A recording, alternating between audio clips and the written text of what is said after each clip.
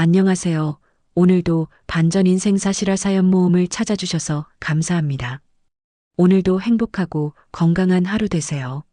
그럼 이야기 시작합니다. 나는 인섭이라고 해. 한국 나이로 78. 요즘은 나이를 말할 때 굳이 한국 나이냐, 만 나이냐를 따지더만 내겐 둘 다 많다. 많은 나이의 장점이라면 말이 길어지지 않는다는 거고 단점이라면 입을 다물었을 때 더 큰 소리가 안에서 난다는 거다. 그 소리가 뭔지 아나? 후회야. 후회는 나이 들수록 더 커져. 젊을 땐 작은 속삭임 같던 게 이제는 북소리처럼 둥둥 울려대거든. 그래서 나는 매일 아침 소리나는 마음을 데리고 한 곳으로 간다. 우리 동네 카페. 문 열자마자 들어가서 같은 음료를 50잔 산다. 같은 메뉴, 같은 얼음, 같은 컵, 같은 슬리브. 그리고 영수증도 그대로 50장. 종이봉투에 담아달라고 하고 봉투 입구를 스테이플러로 2번씩만 찍어달라고 한다. 2번. 셋도 아니고 한 번도 아니고 꼭 2번. 내가 정한 규칙이다. 왜 2번이냐고? 그건 우리가 셋이었거든. 나하고 둘째하고 막내하고. 셋이었는데 이제 하나가 됐어. 그러니까 2번은 내가 잃어버린 둘을 위한 거야. 매일 2번씩 찍을 때마다 생각해. 얘들아, 형이 아직 너희 목까지 챙기고 있다고. 바보 같은 일이지. 알고 있어. 하지만 바보 같은 일을 하지 않으면 내가 더 바보가 되는 것 같아서. 카페 직원 애들이 내 얼굴을 알게 된 지는 오래다. 처음엔 당황했지. 할아버지, 정말 50잔이요? 뭐 하실 거예요? 그런 질문들. 나는 대답하지 않았어. 설명하면 더 복잡해지거든. 사람들은 단순한 답을 원하는데 내 이유는 전혀 단순하지 않아. 어떻게 설명하겠어? 내가 서울 땅 2,000평을 가진 사람이었다가 그 땅을 위해 형제들을 잃어버렸다가 이제 그들을 찾고 있다고? 말이 되나? 요즘 애들은 참 싹싹하다. 할아버지, 오늘도 50잔 맞으시죠? 네, 오늘도. 나는 대답이 짧다. 길게 말하면 내가 흔들린다. 흔들리면 손이 떨리고 손이 떨리면 봉투 입구를 제대로 접지 못한다. 그럼 오늘 하루가 어긋난다. 작은 것 하나가 어긋나면 모든 게 무너져. 나는 그걸 너무 잘 알거든. 한때는 큰 것들만 신경 쓰다가 작은 것들을 다 놓쳤으니까. 그래서 말보다 손이 먼저다. 돈을 건네고 잔이 나오는 순서대로 슬리브에 인쇄를 한 번씩 훑는다. 카페 이름, 전화번호, 작은 미소 모양. 그 작은 미소 아래 나는 연필로 숫자 하나를 써넣는다. 안 보일 만큼 작게. 그 숫자가 오늘의 내가 세상에 보낼 신호다. 무슨 숫자냐고? 그건 날짜야. 특별한 날짜들.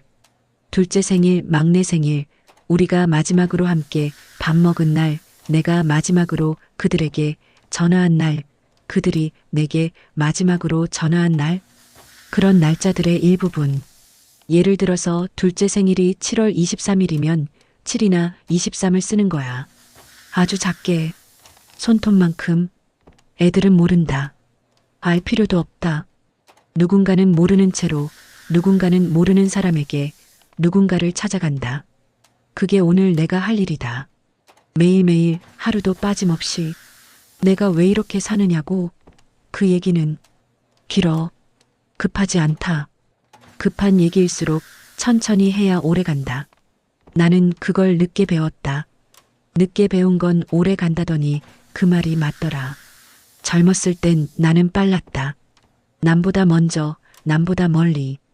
1970년대 말이었나. 서울이 미친 듯이 개발되던 시절. 나는 부동산에 눈을 떴어. 돈 냄새를 맡는 코가 유난히 발달했나 봐. 강남이 개발된다는 소문을 듣고는 미친 듯이 땅을 샀지. 논밭이던 곳들, 사람들이 거기 뭐하러 가냐고 하던 곳들. 서울 땅 2,000평을 살 때도 그랬다. 요즘 애들은 2,000평 하면 감이 잘 안 온다더라. 내가 장난스레 말하곤 한다. 축구장 2개를 붙여놓고 거기에 골대가 6개쯤 더 들어가는 만큼. 그만하면 커 보이지? 그 땅이 내 손에 들어왔을 때 나는 스스로를 운 좋은 사람이라고 불렀다. 나중에 보니 운보다는 욕심의 속도가 빨랐다는 사실을 알게 됐지만 그때 나는 누굴 두고 가족이라 부르는 일보다 도장 찍는 소리가 더 달콤했다. 도장이 종이를 눌러 툭 소리를 내고 잉크가 번지며 새빨간 원이 생길 때 나는 내가 살았다고 느꼈다. 계약서마다 찍히는 내 이름의 도장. 그 빨간 원 안에 박혀있는 인섭이라는 두 글자. 그게 내 존재의 증명이었어. 그게 내가 이 세상에 살고 있다는 증거였고 나중에 알았다. 그 원은 내 삶에서 하나씩 지워진 얼굴들이기도 했다는 걸. 원 밖으로 밀려난 얼굴들. 동생들. 하나, 둘, 셋. 아니지, 셋이 아니라 둘이야. 나를 빼면 둘. 둘째하고 막내. 둘째는 나보다 3살 아래였어. 이름이 인호였지. 인섭, 인호. 비슷하게 지었다고 아버지가 그러셨어. 형제는 이름도 비슷해야 한다고. 인호는 참 착했어. 형인 내가 뭘 해도 따라왔지. 내가 구슬치기를 하면 따라서 구슬을 모으고 내가 새총을 만들면 따라서 나무가지를 주워오고. 막내는 인수였어. 인섭, 인호, 인수. 우리 셋 다 인자 돌림이었지. 인수는 나보다 5살 아래. 둘째보다는 2살 아래. 얘는 좀 달랐어. 형들 말을 잘 안 들었지. 고집이 세고 자기 의견이 뚜렷하고 어릴 때부터 왜요? 왜 그래야 해요? 를 달고 살았어. 우리 집은 가난했어. 아버지는 목수셨고 어머니는 남의 집 빨래를 해주셨지. 그런데 가난해도 우리 셋은 늘 붙어 다녔어. 학교 끝나면 함께 집에 오고 숙제도 함께 하고 잠도 함께 자고. 방이 하나밖에 없어서 셋이 나란히 누워 잤거든. 그때는 좋았어. 정말 좋았다고. 둘째가 내 팔베개를 하고 자면 막내는 내 다리를 베고 잤어. 겨울이면 셋이 붙어서 자야 따뜻했거든. 여름에는 더워서 떨어져 자려고 해도 새벽이면 어느새 붙어 있었지. 어머니가 가끔 그러셨어. 너희들은 정말 콩알 3개 같다고. 어디 가나 붙어 다니고 하나가 없으면 나머지가 찾아다니고. 그때는 그 말이 좋았어. 콩알 3개. 작지만 단단하고 서로 붙어 있는 콩알들. 그런데 내가 커가면서 생각이 바뀌기 시작했어. 나는 형이니까 더 많이 해야 해. 더 멀리 가야 해. 그런 생각들. 초등학교 때부터 나는 성적이 좋았거든. 동생들보다 확실히 머리가 좋았어. 그게 자부심이었는데 나중에는 부담이 됐지. 중학교 들어가면서 나는 공부에 미쳤어. 우리 집 형편으로는 대학 가기 어렵다는 걸 알았거든. 그래서 장학금을 받아야 했고, 장학금을 받으려면 1등을 해야 했고, 1등을 하려면 공부만 해야 했어. 그때부터 동생들과 멀어지기 시작했나 봐. 나는 책상에만 앉아 있었고 동생들은 밖에서 놀았지. 형, 같이 놀자고 해도 공부해야 한다고 했어. 형, 이거 모르겠어라고 물어봐도 나중에 해줄게라고 했고 나중은 오지 않았어. 나는 계속 바빴고 계속 급했고 계속 중요한 일이 있었거든. 동생들의 작은 질문들, 작은 부탁들은 늘 나중에로 밀려났어. 그리고 그 나중에들이 쌓이고 쌓여서 결국은 영원히 안함이 되었지. 고등학교 때는 더했어. 나는 서울대를 가겠다고 했고 실제로 갔어. 법학과에. 그때 우리 동네에서 서울대 간 사람이 몇 명 없었거든. 부모님은 자랑스러워하셨고 동생들도 처음엔 신기해했어. 우리 형이 서울대생이야 하면서. 하지만 서울에 올라가면서 나는 더 멀어졌어. 한 달에 한 번씩 집에 내려가긴 했지만 내려가서도 공부했어. 과외 알바도 해야 했고 학점도 관리해야 했고 동생들이 말 걸어도 대충 대답하고 뭔가 부탁을 해도 형은 바빠라고만 했지. 대학 3학년 때였나? 둘째 인호가 고등학교 3학년이었는데 대학에 떨어졌어. 재수를 하려고 했는데 집에서는 돈이 없다고 했지. 그때 인호가 나한테 전화를 했어. 형, 나 재수하고 싶은데. 형이 과외 알바로 벌어서 학원비 좀 대줄 수 없을까? 나는 뭐라고 했는지 아나? 나도 바빠. 내일도 벅찬데 너까지 어떻게 챙겨? 그렇게 말했어. 전화기 너머로 둘째가 숨죽이는 소리가 들렸어. 하지만 나는 그 소리를 못 들은 척했지. 아니, 정말 못 들었을지도 몰라. 그때 내 귀에는 돈 소리, 성공 소리만 들렸거든. 둘째는 재수를 포기하고 취직했어. 공장에. 막내 인수도 고등학교 졸업하자마자 취직했지. 둘 다 공부를 더 하고 싶어 했는데 형이 대학 다니는 동안 집에 보탤 돈이 없었으니까. 나는 그때도 몰랐어. 내가 대학 다니는 동안 동생들이 얼마나 많은 걸 포기했는지. 부모님이 동생들 학원비, 참고서비를 아껴서 내 용돈을 보내주셨는지. 나는 그냥 당연하다고 생각했어. 형이니까 더 받는 게 당연하다. 형이 성공해야 가족 전체가 잘 살 수 있다. 그런 식으로만 생각했지. 대학 졸업하고 나서는 더 했어. 나는 대기업에 들어갔고 곧바로 돈을 벌기 시작했어. 그런데 그 돈으로 뭘 했는지 아나? 동생들 도와주는 데 쓴 게 아니라 부동산 투자에 썼어. 더 큰 돈을 벌어서 나중에 가족들 다 도와주겠다는 명분으로. 1980년대 초였지. 부동산 붐이 일어나고 있을 때 나는 회사 월급을 모두 부동산에 박았어. 강남 아파트, 서울 외곽 땅, 상가 건물. 빚을 내서라도 샀어. 그리고 정말로 돈을 벌었지. 몇 년 만에 몇 배씩 뛰었거든.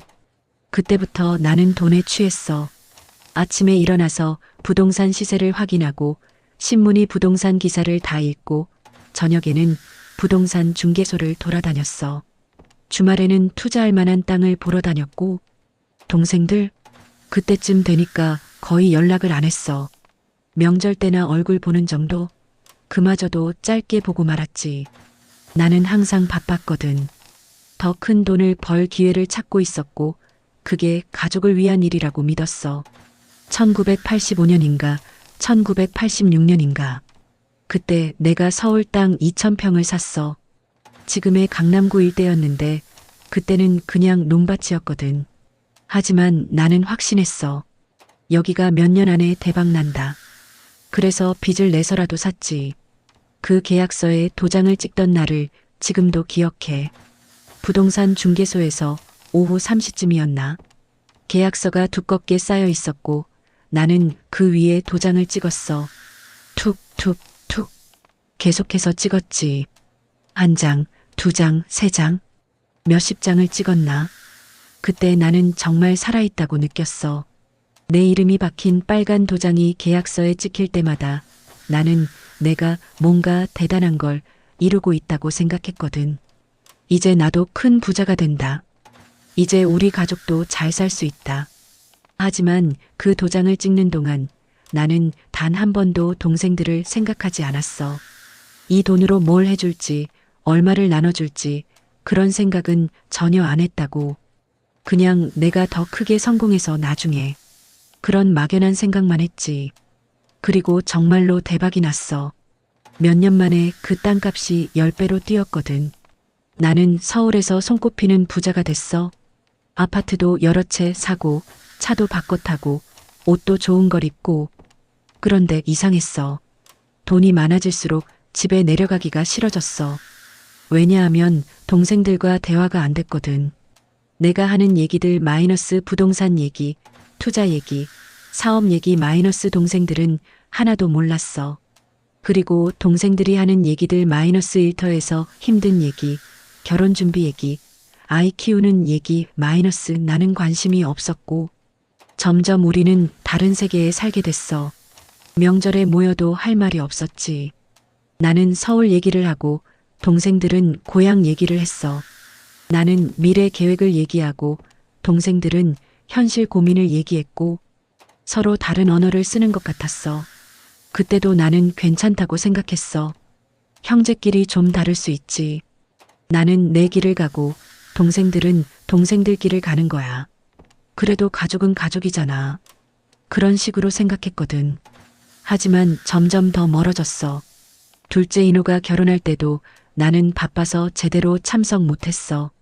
그때 큰 투자건이 있었거든. 결혼식장에는 갔지만 피로연도 안 하고 바로 나왔어.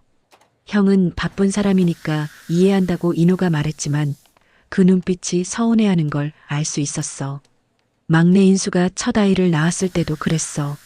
나는 축의금만 보내고 병원에는 안 갔어. 병원 가봐야 뭐해? 돈이나 보내주지. 그렇게 생각했거든. 지금 생각해보면 정말 바보 같은 생각이었어. 그렇게 몇 년이 지나고 1990년대 초가 됐나? 그때 나는 정말 큰 부자가 됐어. 서울에 빌딩도 하나 샀고 아파트는 5채나 가지고 있었지. 통장 잔고만 봐도 숨이 막힐 정도였어. 그런데 그 무렵부터 이상한 일이 생겼어. 동생들이 나한테 연락을 안 하기 시작했거든. 전에는 명절이나 생일 때 전화라도 했는데 그것도 끊어졌어. 처음엔 바쁜가 보다 했는데 몇 달이 지나도 연락이 없었어. 내가 먼저 전화를 해봤어. 둘째한테 야, 인호야. 왜 요즘 연락이 없냐? 그랬더니 인호가 뭐라고 했는지 아나? 형, 우리는 이제 다른 세계 사람인 것 같아. 형은 형 길 가고 우리는 우리 길 갈게. 나는 그때 무슨 말인지 잘 몰랐어. 뭔 소리야? 우리가 형제인데 무슨 다른 세계야? 그랬더니 인호가 조용히 말하더라. 형이 마지막으로 우리한테 안부 물어본 게 언제야? 내가 결혼하고 나서 형이 우리 집에 와본 적 있어? 인수 아이가 태어났을 때 형이 얼굴 한번 봤어? 할 말이 없었어. 정말 그랬거든. 나는 돈은 보냈지만 사람은 보내지 않았어. 마음은 전혀 보내지 않았어. 그래도 형제잖아. 내가 바빴을 뿐이야. 이제부터 자주 연락할게. 형, 됐어. 형은 형 할 일하고 살아. 우리도 우리 할 일하고 살게. 그게 서로한테 좋을 것 같아. 그리고 전화를 끊었어. 나는 그때도 대수롭지 않게 생각했어. 화가 났나 보다. 시간 지나면 괜찮아질 거야. 그런 식으로. 하지만 시간이 지나도 괜찮아지지 않았어. 오히려 더 멀어졌지. 막내 인수도 나한테 연락을 안 했고 내가 전화를 해도 대화가 이어지지 않았어. 응, 형? 잘 지내지. 형도 잘 지내고. 뭐하고 지내냐? 그냥 일하고 살아. 가족들은 다 괜찮고? 응, 괜찮아. 그럼 나중에 또 전화할게. 응, 그래. 그런 식의 대화만 했어. 3분을 못 넘겼지. 예전에는 전화 한 번 하면 1시간씩 떠들었는데 말이야. 그래도 나는 별로 신경 쓰지 않았어. 돈을 계속 벌어야 했고 더 큰 투자처를 찾아야 했거든. 동생들은 내가 성공하는 걸 질투하는 거야. 시간 지나면 이해할 거야. 그렇게 생각했어. 1995년인가. 어머니가 돌아가셨어. 갑작스럽게. 심장마비였지. 그때 장례식장에서 오랜만에 동생들을 만났어. 몇 년 만이었나? 둘 다 많이 늙어 보였어. 특히 둘째 인호는 머리에 흰머리가 많이 생겼고 얼굴에 주름도 늘어 있었지. 장례식 내내 우리는 거의 말을 안 했어. 해야 할 일들만 했지. 부고 알리고 조문객 맞고 장례 준비하고. 하지만 형제끼리 대화다운 대화는 안 했어. 마지막 날 발인하고 나서 잠깐 셋이 만났어. 장례식장 앞 카페에서. 그때 내가 말했어. 이제 어머니도 돌아가셨으니까 우리라도 자주 만나자. 그동안 내가 너무 바빴었는데. 그런데 둘째가 뭐라고 했는지 아나? 형, 우리는 이제 남이야. 뭔 소리야? 무슨 남이야? 형이 부자 되고 나서부터 우리를 남보듯이 했잖아. 이제 우리도 형을 남보듯이 할게. 막내도 거들었어. 형, 우리는 형한테 돈 달라고 하지 않을게. 대신 형도 우리한테 관심 갖지 마. 그게 서로한테 좋을 것 같아. 나는 그때 처음으로 무서워졌어. 정말로 잃을 수도 있겠다는 생각이 들었거든. 하지만 자존심이 허락하지 않았어. 좋다. 그렇게 하자. 나도 이제 혼자 살겠다. 그렇게 말하고 나서 나는 일어섰어. 돌아보지도 않고 나왔지. 그게 우리 셋이 마지막으로 한자리에 모인 날이었어. 1995년 11월 23일. 어머니 장례식 마지막 날. 그 다음부터는 정말로 연락이 끊어졌어. 아예. 명절에도 생일에도 아무 연락이 없었어. 나도 안 했고 동생들도 안 했어. 완전히 남이 된 거지. 처음 몇 년은 괜찮았어. 아니, 괜찮은 척했어. 나는 혼자서도 잘 살 수 있어. 동생들 없어도 전혀 상관없어. 그런 식으로 생각했거든. 그리고 실제로도 잘 살았어. 돈은 계속 벌었고 사업도 잘 됐고. 하지만 2000년대 들어서면서 뭔가 달라지기 시작했어. IMF도 지나고 부동산 시장도 바뀌고 무엇보다 내가 늙기 시작했거든. 40대 후반, 50대 초반이 되니까 체력도 떨어지고 뭔가 허전한 느낌이 들었어. 특히 혼자 집에 있을 때가 힘들었어. 큰 집에 혼자 있으면 너무 조용했거든. 예전에는 그 조용함이 좋았는데 점점 무서워지기 시작했어. 혼자 밥 먹을 때, 혼자 TV 볼 때, 혼자 잠들 때 모든 게 외로웠어. 그때부터 가끔 생각했어. 동생들은 뭐하고 살까? 결혼해서 애들도 있을 텐데. 내가 삼촌인데 조카들 얼굴도 모르네. 그런 생각들. 하지만 먼저 연락할 용기는 없었어. 자존심도 있었고 뭐라고 말해야 할지도 몰랐거든. 미안하다고 하기에는 너무 오랜 시간이 지났고 그냥 안부 묻기에는 너무 어색했어. 그렇게 또 몇 년이 지났어. 2010년쯤 되니까 나는 60대가 됐고 완전히 혼자가 됐어. 결혼도 안 했거든. 돈만 벌다가 결혼할 타이밍을 놓쳤어. 누구를 사랑해 본 기억도 별로 없어. 그냥 돈이 내 연인이었어. 그런데 그 무렵부터 이상한 일들이 생기기 시작했어. 몸이 아프기 시작했거든. 혈압도 높아지고 당뇨도 왔고 병원에 가면 의사가 그러더라고. 가족력이 어떻게 되세요? 형제분들은 괜찮으세요? 가족력? 형제들. 나는 대답할 수 없었어. 동생들이 건강한지 아픈지 살아있는지도 모르겠더라고. 그제야 깨달았어. 내가 얼마나 많은 걸 잃어버렸는지. 2015년인가. 어느 날 우연히 둘째 인호의 소식을 들었어. 동네 사람을 통해서 인호가 당뇨가 심해서 고생하고 있다는 얘기였어. 그것도 몇 년째. 나는 그때 처음으로 정말 미안하다는 생각이 들었어. 동생이 아파서 고생하고 있는데 형인 내가 전혀 모르고 있었다니. 나는 돈이 많으니까 좋은 병원, 좋은 약을 쓸 수 있는데 동생은 돈이 없어서 제대로 치료받지 못하고 있을 수도 있겠더라고. 그래서 용기를 내서 인호한테 전화를 했어. 20년 만에. 여보세요. 인호야? 누구세요? 나야. 형이야. 인섭이. 전화기 넘어가 조용해졌어. 한참 있다가 인호가 말했어. 형? 왜 갑자기? 너 아프다는 소리 들었어. 당뇨가 심하다고? 또 조용해졌어. 그러더니 인호가 작은 목소리로 말했어. 형이 왜 그런 걸 신경 써? 우리 남이라고 했잖아. 그래도 형제인데. 아프면 형이 도와줘야지. 형, 됐어. 나는 내가 알아서 할게. 형은 형 일하세요. 그리고 또 전화를 끊었어. 나는 그날 정말 많이 울었어. 60이 넘어서 그렇게 울어본 게 처음이었어. 그 다음에도 몇 번 더 전화해봤지만 인호는 받지 않았어. 막내 인수한테도 전화했지만 마찬가지였어. 둘 다 나를 완전히 차단해버렸더라고. 그때 나는 깨달았어. 내가 얼마나 큰 실수를 했는지. 돈을 벌기 위해서 가장 소중한 걸 잃어버렸구나. 형제를 잃어버렸구나. 하지만 이미 늦었어. 너무 늦었어. 20년이라는 시간이 우리 사이에 벽을 쌓아버렸고 그 벽은 내가 혼자서는 부술 수 없을 만큼 높아져 있었어. 그때부터 나는 정말 외로워졌어. 돈은 많았지만 쓸 사람이 없었고 큰 집에 혼자 살면서 매일매일이 지옥 같았어. 특히 밤에 잠들기 전이 제일 힘들었거든. 조용한 방에 혼자 누워있으면 어릴 때 동생들과 함께 자던 기억이 자꾸 떠올랐어. 그때 우리는 정말 행복했었는데. 가난했지만 행복했어.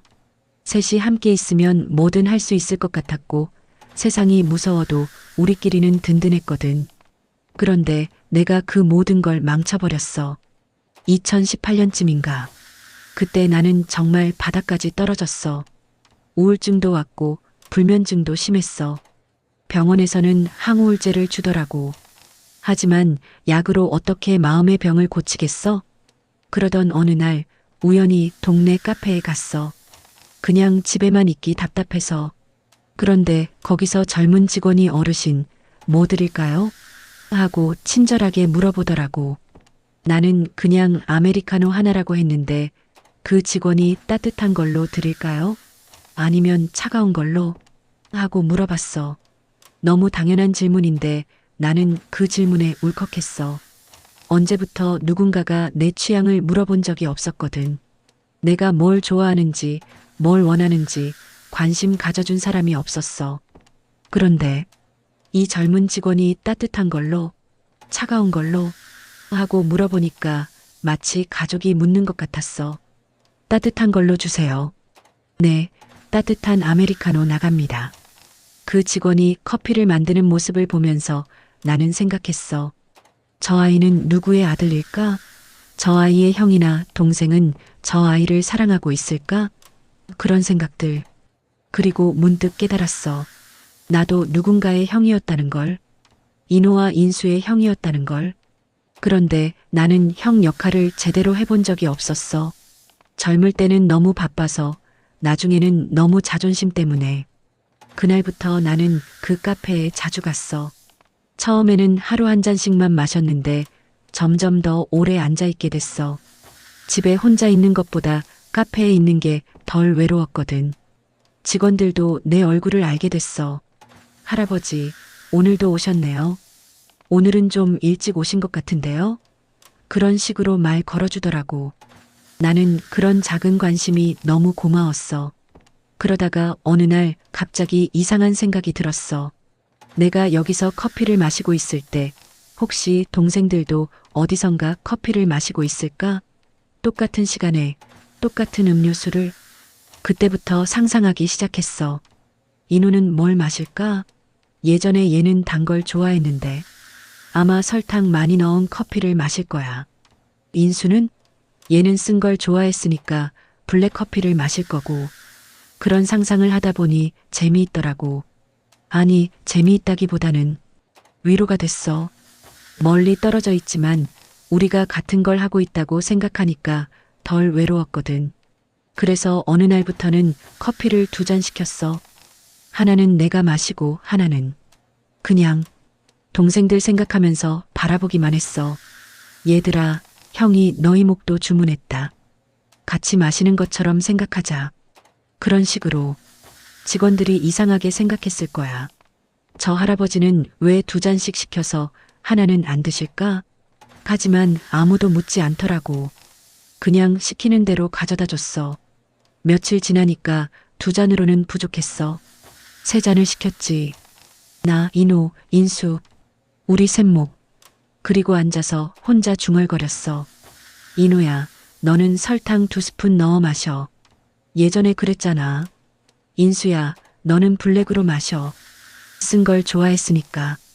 정신 나간 할아버지처럼 보였을 거야. 혼자서 빈 컵들 보면서 중얼거리는 모습이. 하지만 나는 그때가 제일 행복했어. 오랜만에 형제들과 함께 있는 기분이었거든.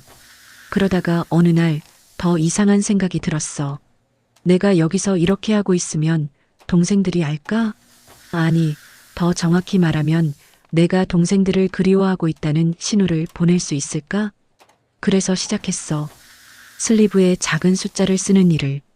처음에는 그냥 날짜였어. 오늘이 몇 월 몇일인지. 그런데 점점 더 특별한 숫자들을 쓰게 됐어. 인호 생일, 인수 생일, 우리가 마지막으로 함께 있었던 날. 물론 동생들이 볼 리는 없었어. 동생들은 서울에 살지도 않으니까.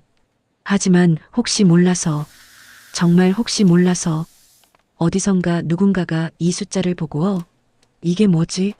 하고 생각할 수도 있잖아. 그래서 소문이 나고 그 소문이 동생들한테까지 들려갈 수도 있고. 바보 같은 생각이었지. 하지만 바보 같은 일이라도 하지 않으면 나는 정말 아무것도 할 수 없었어. 그냥 후회만 하면서 죽을 때까지 기다리는 것밖에는. 그러다가 세 잔으로도 부족해졌어. 왜냐하면 인우한테는 아내가 있고 아이들도 있을 거고 인수도 마찬가지일 거잖아. 그럼 우리 가족이 얼마나 많아졌을까? 내가 모르는 조카들, 조카 며느리들. 그래서 5잔, 10잔, 20잔. 점점 늘렸어. 그리고 마침내 50잔까지 왔어. 왜 50잔이냐고? 그건 우리가 헤어진 지 거의 50년이 됐거든. 정확히는 40 몇 년인데 50에 맞춰서 50잔. 50이라는 숫자가 좋더라고. 반백이잖아. 내 나이도 그렇고. 그리고 50은 뭔가 완성된 느낌이 들어. 하나, 둘, 셋. 이렇게 세어나가다가 50에서 한 번 쉬는 느낌. 그래서 50잔. 처음에 50잔을 주문했을 때 직원들이 얼마나 놀랐는지 몰라. 할아버지, 정말 50잔이요? 뭐 하실 거예요? 그런 질문들. 나는 설명하지 않았어. 설명하면 더 이상하게 들릴 테니까. 그냥 50잔이라고만 했어. 그리고 하나하나 슬리브에 숫자를 써 넣었지. 1월 15일이면 1이나 15, 7월 23일이면 7이나 23. 인호 생일, 인수 생일, 우리 가족의 중요한 날들. 그리고 그 커피들을 들고 동네를 돌아다녔어. 약국 앞에 2잔, 사진관 앞에 3잔, 문방구 앞에 5잔. 혹시 누군가 이 커피를 가져가면서 슬리브의 숫자를 볼 수도 있잖아. 그럼 이게 뭘까? 하고 생각할 수도 있고. 정말 바보 같은 일이야. 나도 안다. 하지만 바보 같은 일이라도 하지 않으면 나는 그냥 후회만 하다가 죽을 것 같았어. 적어도 뭔가는 하고 있다는 느낌이 들었거든. 그렇게 몇 달을 했나? 그러다가 어느 날 정말 신기한 일이 일어났어. 동네 약국 할머니가 나한테 말을 걸었거든. 할아버지, 매일 여기 커피 갖다 놓고 가시는데 왜 그러세요? 나는 깜짝 놀랐어. 누군가 내가 하는 일을 알아챘다니. 그냥 누군가 마셨으면 해서요. 누구요? 잘 모르겠어요. 그냥 목마른 사람. 할머니가 웃었어. 할아버지, 참 좋은 일 하시네요. 요즘 세상에 이런 분이 어디 있어요? 그 말을 듣고 나는 울컥했어. 내가 좋은 일을 하고 있다니. 나는 그냥 내 외로움을 달래려고 하는 일인데 다른 사람 눈에는 좋은 일로 보이는구나. 그날부터 할머니는 가끔 내게 말을 걸었어. 할아버지, 오늘 커피는 금방 없어졌어요. 누가 다 가져갔나 봐요. 할아버지, 어제는 비가 와서 걱정했는데 오늘은 날씨가 좋네요. 그런 식으로. 나는 그런 대화가 너무 좋았어. 누군가 내가 하는 일에 관심을 가져준다는 게. 사진관 할아버지도 그랬어. 문방구 할머니도. 시장 아주머니들도. 점점 더 많은 사람들이 내가 하는 일을 알아챘어. 그리고 가끔씩 말을 걸어주더라고. 할아버지, 좋은 일 하시네요. 할아버지 덕분에 우리 동네가 따뜻해요. 그런 말들을 들으면서 나는 생각했어. 아, 내가 하는 일이 정말로 의미가 있구나. 비록 동생들한테는 닿지 않을지라도 다른 사람들한테는 작은 도움이 되고 있구나. 그러면서 점점 더 열심히 하게 됐어. 매일 아침 카페에 가서 50잔을 주문하고 하나하나 슬리브에 숫자를 쓰고 동네 곳곳에 나눠놓고 그게 내 하루의 전부가 됐어. 카페 직원들도 내게 친해졌어. 특히 준호라는 애. 25쯤 되는 남자애인데 참 착하더라고. 처음에는 내가 하는 일을 이상하게 생각했을 텐데 나중에는 도와주기까지 했어. 할아버지, 오늘은 얼음을 좀 적게 넣을까요? 할아버지, 슬리브가 좀 더 필요하시겠어요? 그런 식으로. 나는 그런 작은 배려가 너무 고마웠어. 어느 날 준호가 물어봤어. 할아버지, 혹시 이 숫자들이 무슨 의미가 있어요? 나는 잠깐 망설였어. 말해야 할까, 말지 말아야 할까? 그런데 준호의 눈이 너무 순수해 보였어. 그래서 살짝 얘기했지. 가족 얘기야. 가족이요? 응. 오래 못 본 가족들. 준호가 고개를 끄덕였어. 그럼 이 커피들이 그분들한테 가는 거예요? 그럴 수도 있고, 아닐 수도 있고. 준호가 웃었어. 할아버지, 분명히 갈 거예요. 마음이 담긴 건 어디든지 가거든요. 그 말을 듣고 나는 또 울컥했어. 이 젊은 친구가 내 마음을 이해해 주는구나. 그날부터 준호는 더 정성스럽게 커피를 만들어줬어. 슬리브도 깔끔하게 씌워주고 봉투에 담을 때도 조심스럽게 해주고 마치 정말로 중요한 사람한테 보내는 선물인 것처럼. 다른 직원들도 마찬가지였어. 은주라는 여자애는 가끔 할아버지, 오늘은 날씨가 좋으니까 커피가 더 따뜻하게 느껴질 거예요 라고 말해주더라고. 민수라는 남자애는 봉투를 스테이플러로 찍을 때 정말 정확히 2번만 찍어줬어. 내가 부탁하지 않았는데도. 그런 작은 배려들이 나를 살게 했어. 내가 혼자가 아니라는 느낌. 내가 하는 일을 이해해주는 사람들이 있다는 느낌. 그러던 어느 날 정말 놀라운 일이 일어났어. 시장에서 한 아주머니가 나한테 다가와서 말했거든. 할아버지, 혹시 커피 갖다 놓는 분이세요? 네. 제가 어제 그 커피 하나 마셔봤는데요. 슬리브에 작은 글씨가 있더라고요. 23이라고. 혹시 그게 제 생일이랑 같아서 23일이 제 생일거든요. 그래서 감사하다고 인사드리고 싶어서요. 나는 깜짝 놀랐어. 정말로 누군가 내 숫자를 봤구나. 그리고 그 숫자가 그 사람한테 의미가 있었구나. 아, 우연의 일치네요. 우연이든 아니든 어쨌든 감사해요. 생일날 따뜻한 커피를 마실 수 있어서. 그 아주머니가 가고 나서 나는 한참 동안 서 있었어. 내가 하는 일이 정말로 누군가한테 닿고 있구나. 비록 내가 원하는 사람은 아닐지라도 그날부터 더 열심히 했어. 혹시 또 누군가 내 숫자를 보고 뭔가 느낄 수도 있잖아.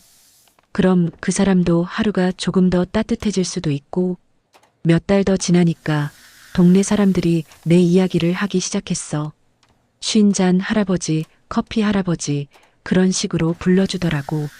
처음에는 그냥 이상한 할아버지 정도로 생각했을 텐데 나중에는 좋은 일 하는 할아버지로 바뀌었어.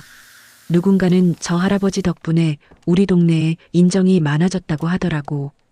또 누군가는 저 할아버지를 보면 마음이 따뜻해진다고 했어. 나는 그런 말들이 너무 고마웠어.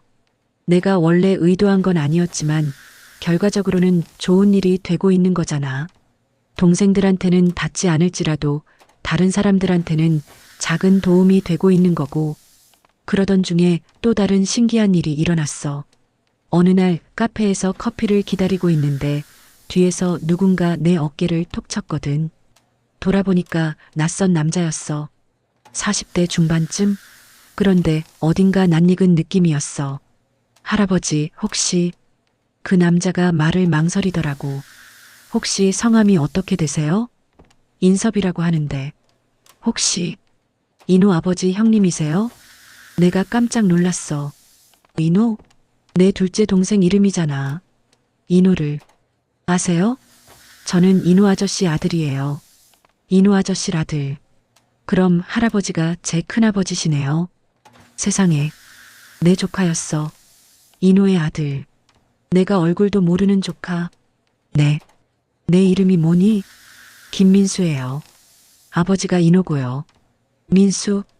내가 그 이름을 중얼거리니까 민수가 웃었어. 큰아버지, 저희 아버지가 예전에 큰아버지 얘기를 많이 해주셨어요. 그랬니? 네.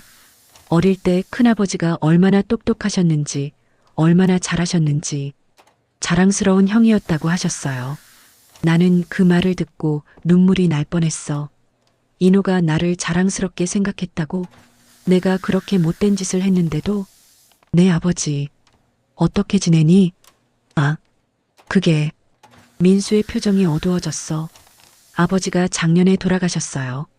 그 순간 내가 서 있던 세상이 무너지는 것 같았어. 인호가 죽었다고? 내가 미안하다는 말도 못 해보고.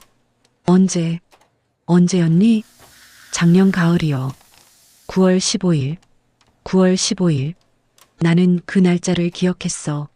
내가 슬리브에 15를 썼던 날이 여러 번 있었거든. 혹시 그게 우연이 아니었을까? 혹시 어딘가에서 인호가 나한테 신호를 보낸 걸까?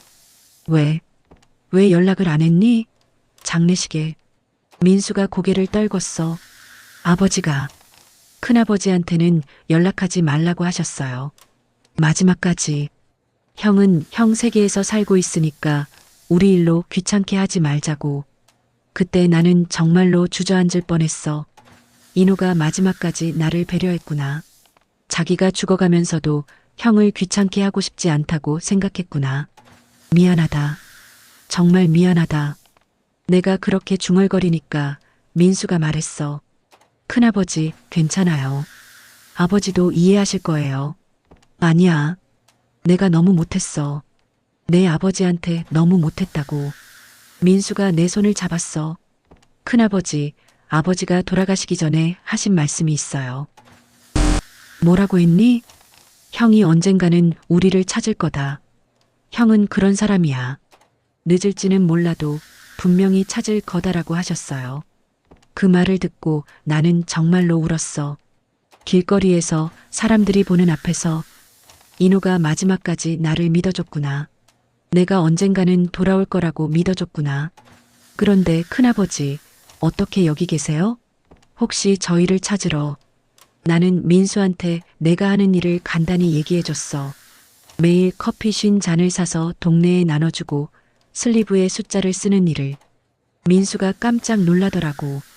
혹시 그 숫자들이 저희와 관련된 날짜들인가요? 그렇다. 9월 15일도요? 응. 그 날짜를 여러 번 썼어. 왜인지 모르게 자꾸 그 숫자가 떠올랐거든. 민수가 울먹이기 시작했어. 큰아버지, 아버지가 돌아가신 날이에요. 9월 15일이. 그때 나는 온몸에 소름이 돋았어. 정말로 인호가 나한테 신호를 보낸 걸까? 저 세상에서? 큰아버지, 아버지가 정말 기뻐하실 거예요. 큰아버지가 이렇게 저희를 찾고 계셨다는 걸 알면. 그날 민수와 나는 카페에서 몇 시간을 얘기했어. 인호가 어떻게 살았는지, 어떻게 죽었는지, 가족들은 어떻게 지내는지 모든 걸 들었어. 인호는 결혼해서 아이 둘을 뒀는데 민수하고 딸 하나가 더 있다고 했어.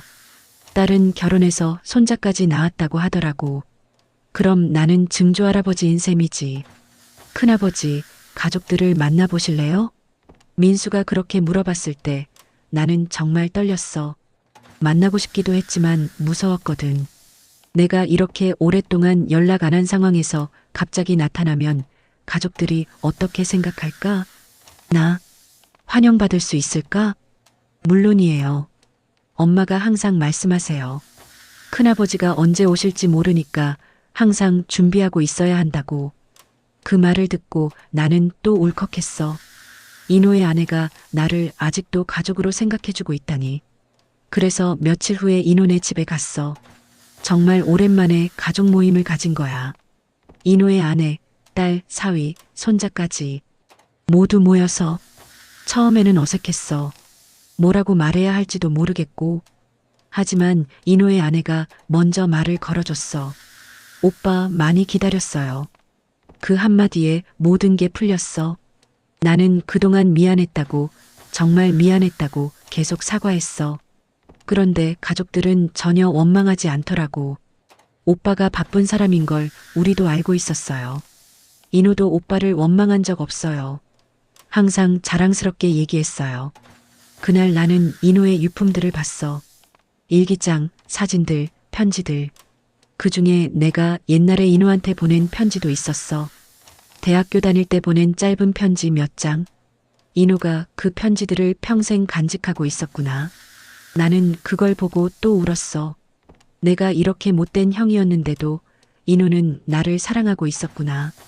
그 다음 주에는 막내 인수를 만났어. 민수가 연결해줬거든. 인수는 아직 살아있었어.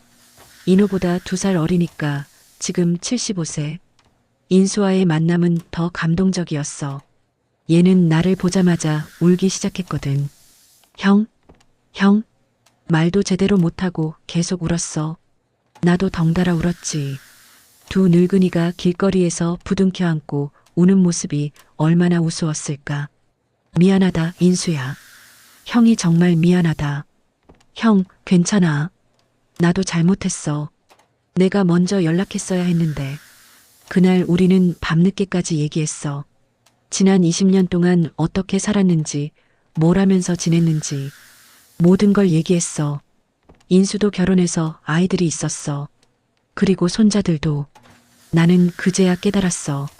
내가 혼자라고 생각했는데 사실은 이렇게 큰 가족이 있었구나. 형, 이제부터 우리 자주 만나자. 남은 시간이 얼마 없잖아. 그럼 내가 계속 연락해도 괜찮을까? 당연하지. 우리는 형제잖아. 그날부터 내 삶이 완전히 바뀌었어. 매주 인수를 만나고 한 달에 한 번은 인혼의 가족들을 만나고 명절 때는 모두 함께 모이고. 그런데 신기한 건 내가 여전히 매일 커피 50잔을 사고 있다는 거야. 가족들을 찾았는데도 말이지. 왜냐하면 이제는 의미가 달라졌거든. 예전에는 동생들을 찾기 위한 신호였다면 이제는 감사의 표현이야. 나를 이 가족들에게 다시 데려다 준 세상에 대한 감사. 그리고 또 다른 이유도 있어. 혹시 나처럼 가족을 잃어버리고 후회하고 있는 사람이 있을지도 모르잖아. 그런 사람들한테 작은 위로가 될 수 있다면 좋겠어. 카페 직원들도 내가 달라진 걸 알아챘어. 예전보다 표정이 밝아졌다고 하더라고. 준호가 그러더라. 할아버지, 요즘 정말 행복해 보이세요. 응, 행복하다. 가족분들을 찾으셨다고 들었어요.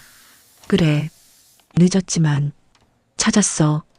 준호가 웃었어. 역시 마음이 담긴 건 어디든지 가더라고요. 제가 그때 말씀드린 거 기억하세요?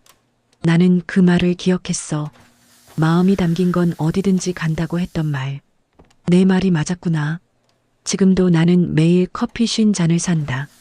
그리고 슬리브에 숫자를 쓴다. 이제는 동생들을 찾기 위한 게 아니라 세상의 모든 외로운 사람들을 위한 거야.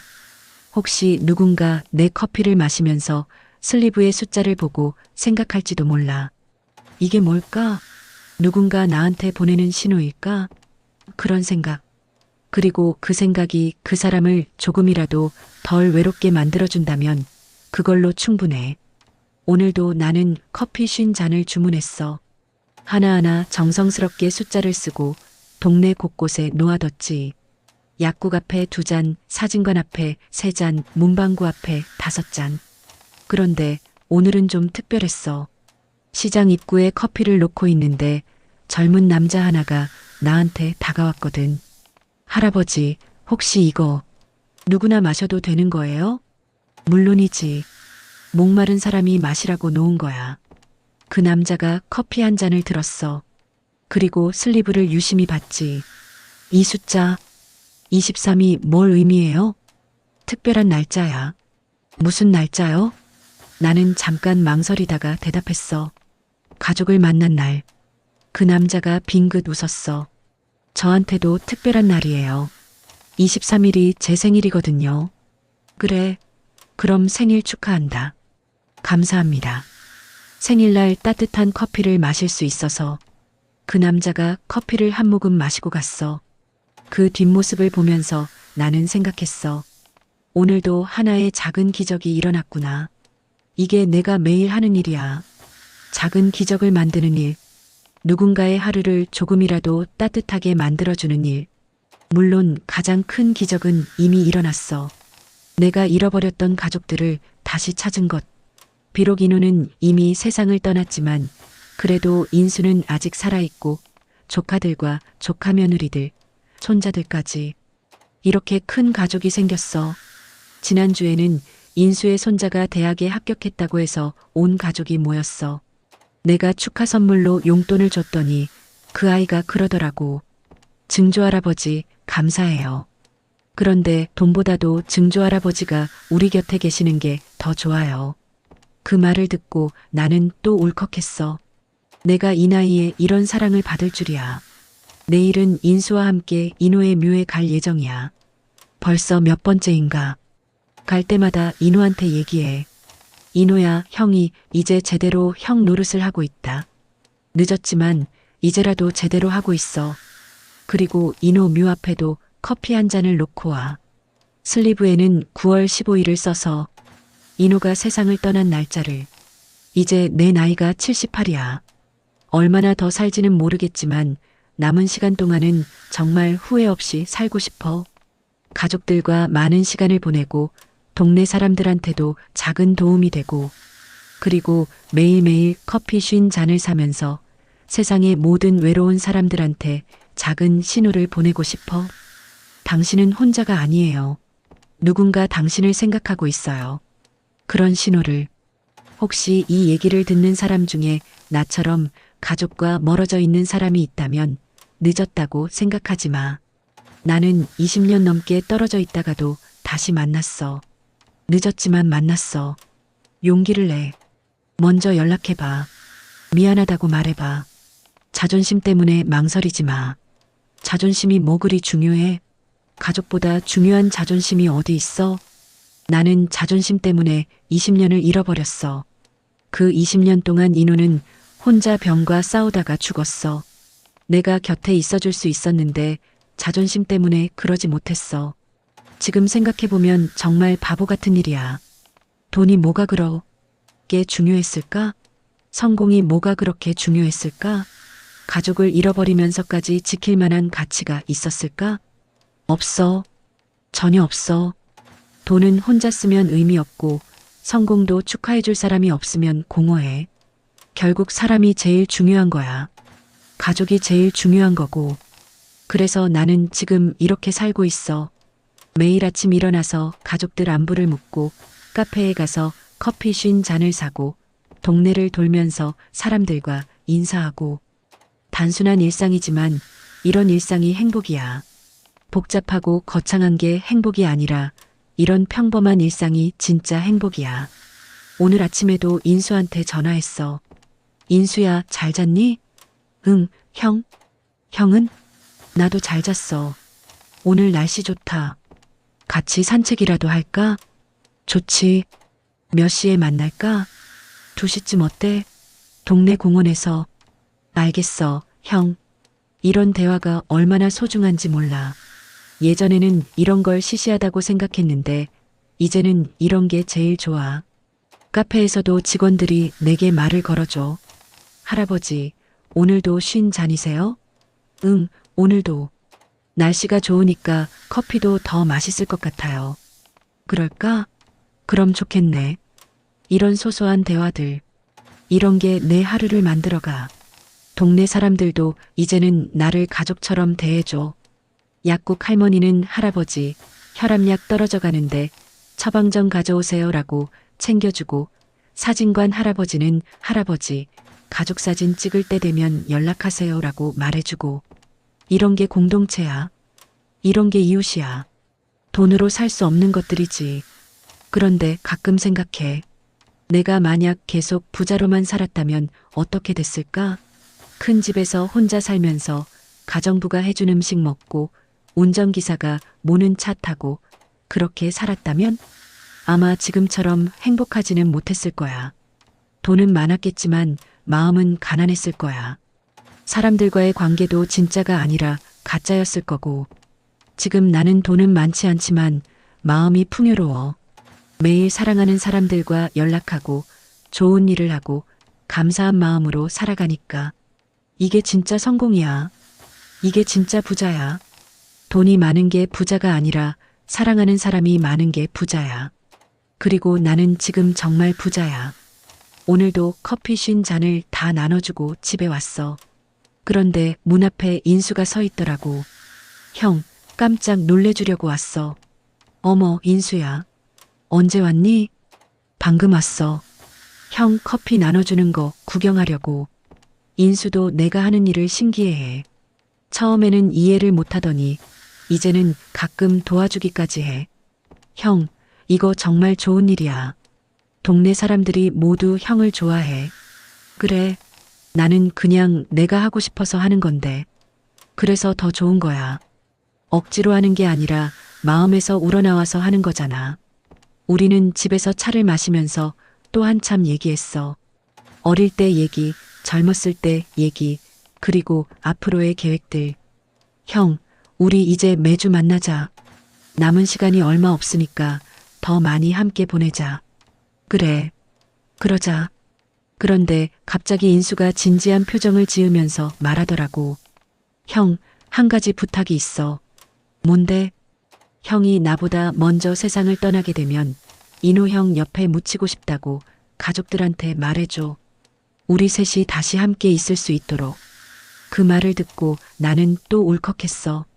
죽어서라도 형제가 함께 있고 싶다니. 그래, 그렇게 하자. 우리 셋이 다시 함께 있자.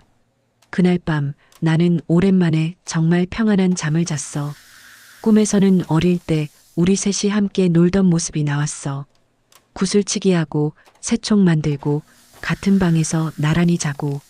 꿈에서도 우리는 행복했어. 가난했지만 행복했어. 그리고 깨어나서 생각했어. 지금도 우리는 행복하구나.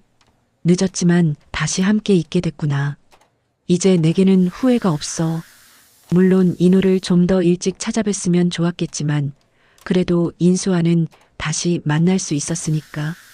그리고 인호의 가족들과도 관계를 회복할 수 있었으니까.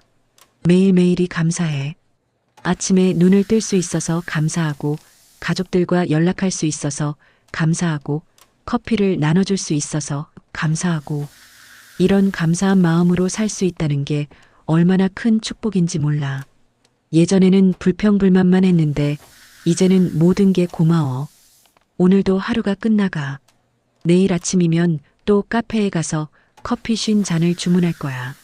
그리고 하나하나 정성스럽게 숫자를 쓰고 동네 곳곳에 나눠줄 거야. 혹시 내일도 누군가 내 커피를 마시면서 작은 행복을 느낄지 몰라. 혹시 내일도 어떤 기적이 일어날지 몰라. 그런 기대를 하면서 오늘 밤도 평안히 잠들 거야. 내일이 기다려져. 매일이 새로운 선물 같아. 이게 내 이야기야. 50잔의 커피로 만든 기적의 이야기. 늦었지만 이뤄진 화해의 이야기. 그리고 지금도 계속되고 있는 사랑의 이야기. 누군가 이 이야기를 듣고 용기를 낼 수 있다면 좋겠어. 누군가 이 이야기를 듣고 가족한테 연락할 수 있다면 좋겠어. 늦었다고 생각하지 말고 지금이라도 시작할 수 있다면 좋겠어. 사랑은 늦는 법이 없어. 미안하다는 말도 늦는 법이 없어. 지금 당장 전화기를 들고 가족한테 연락해봐. 보고 싶다고, 사랑한다고, 미안하다고 말해봐. 그럼 기적이 일어날 거야. 내게 일어난 것처럼. 50잔의 커피가 만들어낸 기적처럼. 이 이야기가 마음에 닿으셨다면 구독과 좋아요 부탁드립니다.